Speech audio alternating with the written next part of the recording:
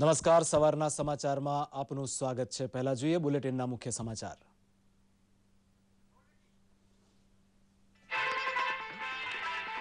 જમ્મુ કાશ્મીરમાં સરકાર રચવાની અનિશ્ચિતતા વચ્ચે રાજ્યપાલે કેન્દ્ર સરકારને સોંપ્યો રિપોર્ટ। ઓમર અબ્દુલ્લાએ પોતાને કાર્યકારી મુખ્ય પદેથી કાર્યમુક્ત કરવા કર્યો અનુરોધ। પ્રવાસી ભારતીય સમુદાયને દેશની શ્રેષ્ઠ મિલકત ગણાવતા શ્રી મોદીએ કહ્યું, આજના ભારતમાં તમારી રાહ જુએ છે અઢળક અવસરો। આજે પ્રવાસી ભારતીય દિવસના સમાપન સમારોહમાં ઉપરાષ્ટ્રપતિ હામિદ અંસારી ભારતીય પ્રવાસીઓનું કરશે સન્માન। આતંકવાદી હુમલાનો ભોગ બનેલ ફ્રાન્સની શાર્લી હેબ્દો પત્રિકાનો 10 લાખ કોપી પ્રકાશિત કરવાનો હિંમતભર્યો નિર્ણય। ફ્રાન્સમાં 3 દિવસનો રાષ્ટ્રીય શોક।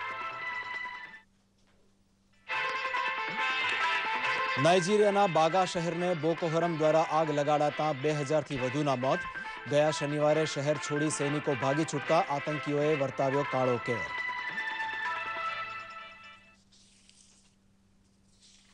સમાચાર વિગતવાર જોઈએ। જમ્મુ કાશ્મીરમાં રાષ્ટ્રપતિ શાસન લદાય તેવી પરિસ્થિતિ સર્જાઈ છે। જમ્મુ કાશ્મીરમાં સરકાર રચવા સંબંધે ચાલી રહેલી ચર્ચાઓ વચ્ચે કાર્યકારી મુખ્યમંત્રી ઓમર અબ્દુલ્લાએ રાજ્યપાલ એન વોરા સાથે મુલાકાત કરીને કાર્યકારી મુખ્યમંત્રી તરીકે પોતાની જવાબદારી નિભાવવામાં અસમર્થતા વ્યક્ત કરી હતી। ઓમર અબ્દુલ્લાએ જણાવ્યું હતું કે વર્તમાન સ્થિતિમાં રાજ્યને એક પૂર્ણ સમયના મુખ્યમંત્રી અથવા વહીવટકર્તાની જરૂર છે, જેથી તેમને કાર્યમુક્ત કરવામાં આવે। ઓમર અબ્દુલ્લાના આ નિર્ણયથી રાજ્યમાં રાષ્ટ્રપતિ શાસન લાગુ થવાની શક્યતા વધી ગઈ છે। દરમિયાન રાજ્યપાલ એન વોરાએ કેન્દ્રને મોકલેલા અહેવાલમાં વર્તમાન રાજકીય પરિસ્થિતિનો ઉલ્લેખ કરી રાષ્ટ્રપતિ શાસન લાગુ કરવાની ભલામણ કરી છે, જ્યારે ગૃહ વિભાગનું માનવું છે કે આવી સ્થિતિમાં રાષ્ટ્રપતિ શાસન લાગુ થવું તે એક સ્વાભાવિક પ્રક્રિયા છે। મુખ્યમંત્રી આનંદીબેન પટેલે પ્રવાસી ભારતીય દિવસના ઉદ્ઘાટન સમારોહમાં સૌને આવકારતા જણાવ્યું કે પ્રવાસી ભારતીયો ભલે ગમે ત્યાં વસતા હોય પણ માતૃભૂમિ સાથે જોડાયેલા રહે। चाहे दुनिया के किसी भी कोने में रहे, भारत से अपनी मिट्टी से जुड़े रहे, भारतीय संस्कारों के दूत बनकर इसकी महक को दुनिया में फैलाते रहे। પ્રવાસી ભારતીય દિવસની ઉજવણીના ભાગરૂપે અમદાવાદમાં અમદાવાદ મેનેજમેન્ટ એસોસિએશન ખાતે કૌશલ્ય વિકાસ અંગે એક કાર્યક્રમ યોજાઈ ગયો। આ પ્રસંગે કૌશલ્ય વિકાસ અંગેનો સ્વતંત્ર હવાલો સંભાળતા કેન્દ્રીય રાજ્યમંત્રી રાજીવ પ્રતાપ રૂડીએ જણાવ્યું કે દેશનો જીડીપી દર વધારવો હશે તો આપણે કૌશલ્ય વિકાસ પર ધ્યાન આપવું જ પડશે। તેમણે ગુજરાતમાં આ ક્ષેત્રે થયેલ કામગીરીની પ્રશંસા કરતા જણાવ્યું હતું કે ગુજરાતમાં કૌશલ્ય વિકાસ અંગેની કામગીરી પ્રધાનમંત્રી નરેન્દ્ર મોદી મુખ્યમંત્રી હતા ત્યારથી જ શરૂ થઈ ગઈ હતી।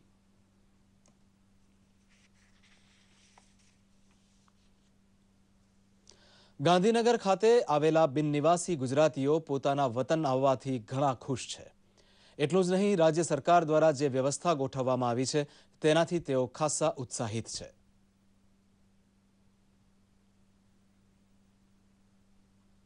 પંજીયમ આવ્યા, પાસ લેવા ગયા અને અહીંયા જે અરેન્જમેન્ટ કરી છે, ધ પોલીસ સર્વિસ, કારની service steel coming to the centre, this મંદિર, everything is fantastic, very well organized.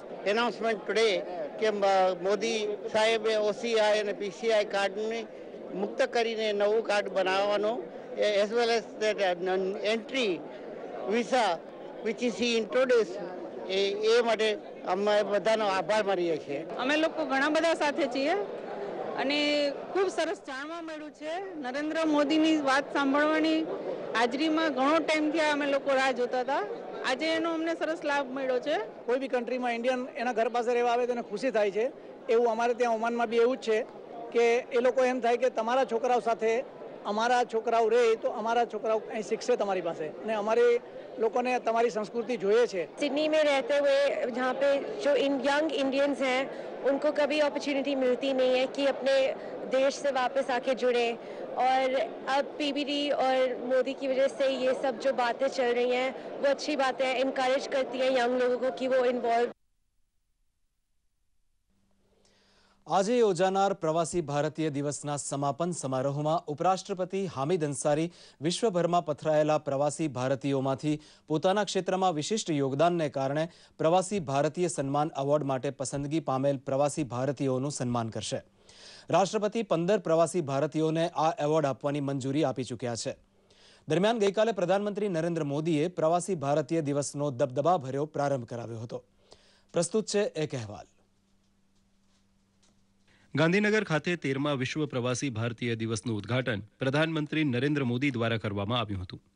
વિશ્વ પ્રવાસી ભારતીય દિવસના ઉદ્ઘાટન પ્રસંગે મુખ્યમંત્રી આનંદીબહેન પટેલ, રાજ્યપાલ OP કોહલી, કેન્દ્રીય મંત્રી સુષ્મા સ્વરાજ, જનરલ VK સિંહ, જયંત સિન્હા, રવિશંકર પ્રસાદ તેમજ ગુયાનાના પ્રમુખ કર્નલ રામોતાર, મોરેશિયસના ઉપપ્રધાનમંત્રી શૌકત અલી અને દક્ષિણ આફ્રિકાના વિદેશમંત્રી માશાબેન ખાસ ઉપસ્થિત રહ્યા હતા.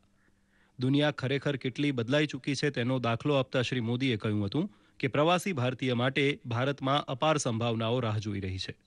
धरती पर संभावनाएं आपका इंतजार कर रही है.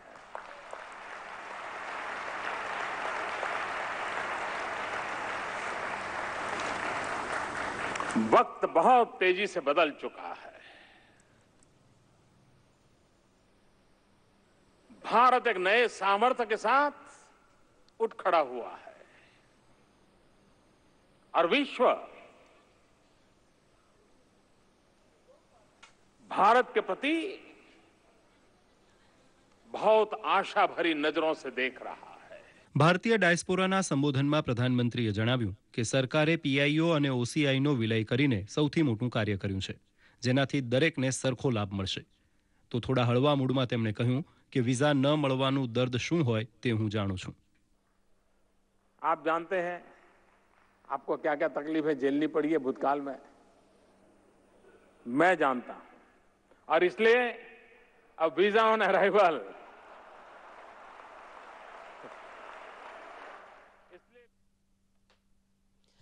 પોતાના નિવેદનોના કારણે સમાચારોમાં રહેતા બિહારના મુખ્યમંત્રી જીતન રામ માંઝીને મુખ્યમંત્રી પદેથી હટાવવાની શરૂ થયેલ અટકળો બાબતે JDU નેતા નીતિશ કુમારે પ્રતિભાવ આપતા જણાવ્યું છે કે પાર્ટીમાં બધું બરાબર છે. મુખ્યમંત્રી માંઝીએ કહ્યું હતું કે પાર્ટીમાં બધા એક સાથે મળીને કામ કરીએ છીએ. બીજી બાજુ કેન્દ્રીય મંત્રી રામવિલાસ પાસવાને પ્રતિક્રિયા આપતા જણાવ્યું હતું કે મુખ્યમંત્રીને બલીનો બકરો બનાવવામાં આવી રહ્યા છે. તો ભાજપના અગ્રણી નેતા સુશીલ કુમાર મોદીએ JDUમાં ચાલી રહેલી ખેંચતાણના કારણે બિહારનો વિકાસ અટકે છે તેવો આક્ષેપ કર્યો હતો. આતંકી કાર્યવાહીને નકારી ફ્રેન્ચ મેગેઝિન શાર્લી હેબ્દોએ આગામી પ્રકાશનની 10 લાખ ખાસ કોપી બહાર પાડવાનો નિર્ણય કર્યો છે. બુધવારે પેરિસમાં શાર્લી હેબ્દો નામની વ્યંગ પત્રિકાની કચેરી પર 3 બુકાનીધારી વ્યક્તિઓએ કરેલા હુમલામાં 12 વ્યક્તિઓના મોત થયા હતા. ત્યારબાદ ગઈકાલે ગુરુવારે દક્ષિણ પેરિસના મોટ્રુસમાં ગોળીબારનો બનાવ બન્યો હતો. આ ગોળીબારમાં 2 પોલીસ કર્મચારીઓ ઘાયલ થયા હતા, જેમાં એક મહિલા પોલીસનું મોત થયું હતું. પેરિસમાં 24 કલાકમાં આ બીજો હુમલો હતો. 3 હુમલાખોરોમાંથી એકે આત્મસમર્પણ કર્યું છે. ફ્રાન્સમાં હુમલામાં માર્યા ગયેલાઓની યાદીમાં 3 દિવસીય રાષ્ટ્રીય શોક મનાવવામાં આવી રહ્યો છે. નાઇજીરિયામાં બોકો હરમના ત્રાસવાદીઓએ એક સૈનિક થાણા પર લૂંટફાટ બાદ બુધવારે પૂરા બાગા શહેરમાં આગ લગાવી હતી. એક અધિકારીના જણાવ્યા અનુસાર બાગા શહેરની ગલીઓમાં લાશો વેરવિખેર પડી છે. એવું માનવામાં આવે છે કે આ હુમલામાં લગભગ 2000 લોકો માર્યા ગયા છે. બોકો હરમ જૂથે વર્ષ 2009માં સૈન્ય અભિયાન શરૂ કર્યું હતું. ત્યારબાદ ગત વર્ષે ઉત્તર અને પૂર્વના ઘણા ગામો પર કબજો જમાવ્યો હતો. બાગા શહેરની 10,000ની વસ્તી લગભગ ખતમ થઈ ચૂકી હોવાનું સૂત્રો જણાવી રહ્યા છે.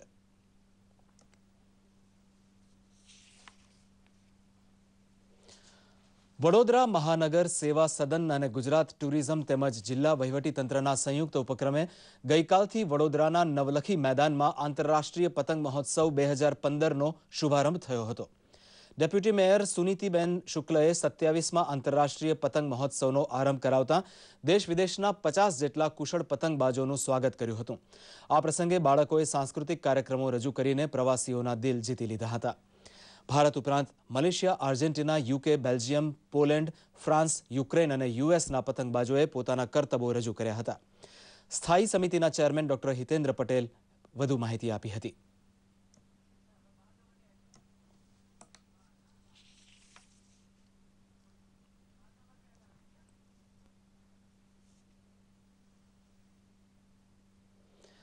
સ્વર્ગસ્થ અભિનય સમ્રાટ અને પદ્મશ્રી ઉપેન્દ્ર ત્રિવેદીને શ્રદ્ધાંજલિ અર્પવા તેમના વતન ઈડર ખાતે ઈડર કોલેજમાં પ્રાર્થના સભા યોજાઈ હતી. સાબરકાંઠા અરવલ્લી જિલ્લાના નાટ્ય કલાકારો, તેમના પરિવારજનો અને રાજકીય અગ્રણીઓએ મોટી સંખ્યામાં હાજર રહીને અભિનય સમ્રાટને શ્રદ્ધાંજલિ આપી હતી.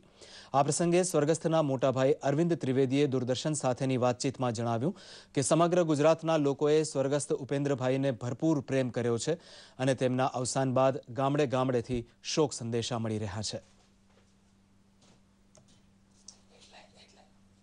आज एवं प्रसंग है कल्पना पण न थी शके अपने मैं गुजरात ने खोट पड़ी थी अभिनेता कार्यकर ये विशेष मैंने खोट पड़ी आ खोट कोई पुराई नहीं. सहोदर भाई न हो मारा बे भाईओ था, मोटा भाई भालचंद्र भाई અને ઉપેન્દ્ર ભાઈ હતા. એમાં ડાબો જમણો હાથ હતા. મારે બંને હાથ કપાઈ ગયા છે. એકલો રહી ગયો છું. તો ઉપેન્દ્રભાઈ મને કહ્યું હતું કે અમે કદાચ નહીં હોઈએ પણ આપણા ગુજરાતની પ્રજા તારી પડખે છે, લંકેશની પડખે છે, રામની પડખે અયોધ્યા હતી, ભારત હતું, તારા પડખે સાબરકાંઠા છે. ગુજરાતનો નથી. આ સાથે જ આ સમાચાર બુલેટિન અહીં પૂરું કરીએ છીએ. નમસ્કાર.